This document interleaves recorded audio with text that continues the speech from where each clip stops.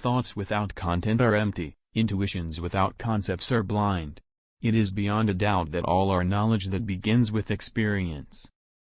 The only objects of practical reason are therefore those of good and evil. For by the former is meant an object necessarily desired according to a principle of reason, by the latter one necessarily shunned, also according to a principle of reason. Two things all mean most, the starry sky above me and the moral law within me. It is not necessary that whilst I live happily, but it is necessary that so long as I live I should live honorably. Live your life as though your every act were to become a universal law. May you live your life as if the maxim of your actions were to become a universal law. Religion is the recognition of all our duties as divine commands. Nothing is divine but what is agreeable to reason.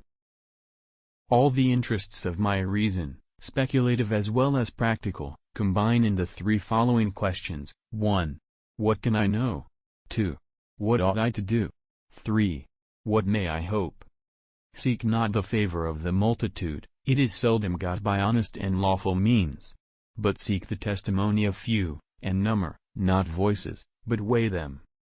Intuition and concepts constitute the elements of all our knowledge, so that neither concepts without an intuition in some way corresponding to them, nor intuition without concepts, can yield knowledge.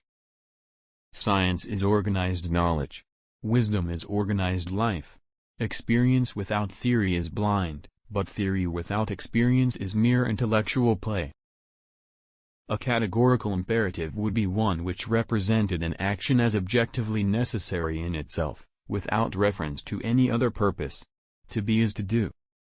All thought must, directly or indirectly, by way of certain characters, relate ultimately to intuitions, and therefore, with us, to sensibility, because in no other way can an object be given to us. I had, therefore, to remove knowledge, in order to make room for a belief. It is not God's will merely that we should be happy, but that we should make ourselves happy. But although all our knowledge begins with experience, it does not follow that it arises from experience. Immaturity is the incapacity to use one's intelligence without the guidance of another. In law, a man is guilty when he violates the rights of others. In ethics, he is guilty if he only thinks of doing so. From such crooked wood as that which man is made of, nothing straight can be fashioned. Happiness is not an ideal of reason, but of imagination. By a lie, a man annihilates his dignity as a man. Ingratitude is the essence of vileness. Always recognize that human individuals are ends, and do not use them as means to your end. What can I know? What ought I to do? What can I hope? He who is cruel to animals becomes hard also in his dealings with men. We can judge the heart of a man by his treatment of animals. Even philosophers will praise war as ennobling mankind, forgetting the Greek who said, "War is bad in that it begets more evil than it kills." If a man makes himself a worm he must not complain when he is trodden on. Metaphysics is a dark ocean without shores or lighthouse, strewn with many a philosophic wreck.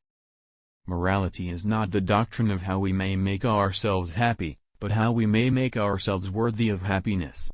So act that your principle of action might safely be made a law for the whole world. Thank you for watching. Please subscribe and touch the like icon.